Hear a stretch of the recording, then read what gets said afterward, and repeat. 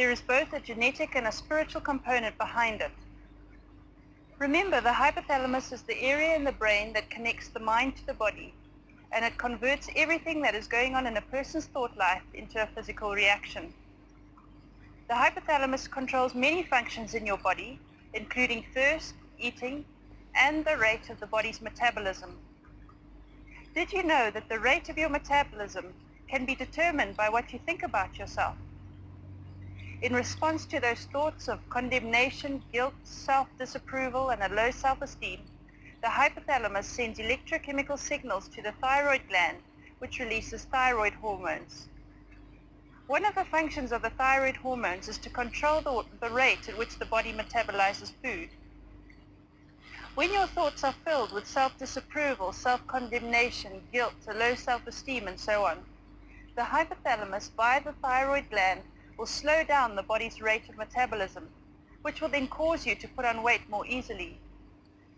In my book, I've written about the fallacy of diets, because it doesn't matter what health diet you are on, whatever food you eat is going to make you put on weight, because the body just does not burn it. Did you know that many of the diet pills on the market today have nothing to do with suppressing your appetite? They work by increasing the serotonin levels, which then makes you feel good about yourself. And when you're feeling good about yourself, you don't need to put your thumb in your mouth. You don't need to put food to your mouth. But the problem with diet pills is they have dangerous side effects. Side effects can include heart attacks and other heart problems, depression, mood swings, and they are in themselves addictive. Once you start diet pills, your body will pitch a fit when you try to stop them, because your body becomes chemically dependent on them, and so you end up taking them for the rest of your life. Some diet pills, for example the drug called fen-phen, is an amphetamine. It is the exact chemical equivalent of the recreational drug ecstasy. God does not want you being artificially maintained by drugs. The only way to effectively lose weight is through changing your thinking.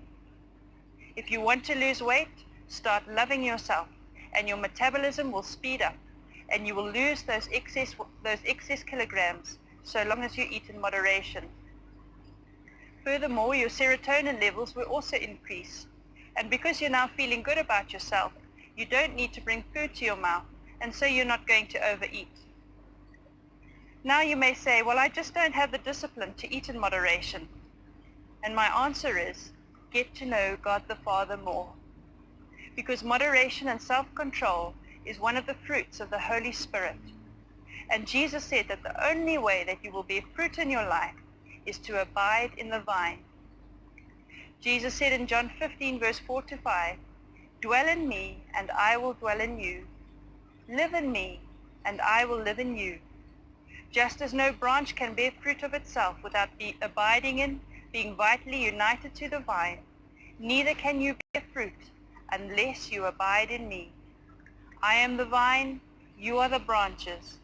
Whoever lives in me and I in him bears much abundant fruit. But apart from me, cut off from vital union with me, you can do nothing." So if you are having a problem with self-control and moderation in eating, get to know the Father more. The fruits of the Holy Spirit are manifested in your life from spending time in God's presence. That is what abiding in the vine means.